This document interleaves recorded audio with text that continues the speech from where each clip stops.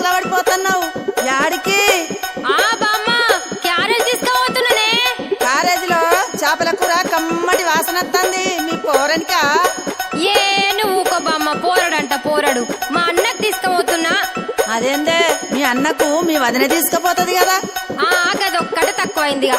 మా వదినకు చీరలు కావాలి, లిప్స్టిక్లు కావాలి, అది కావాలి ఇది కావాలని అన్ని అడుగుడు తెలుసు కానీ ఇవన్నీ చెయ్యది. అవునా? ఏం పనులు చేయదా మీ వదినే? ఇంతకు ఏమేమి అడుగుతుందో జర చెప్పరాదు.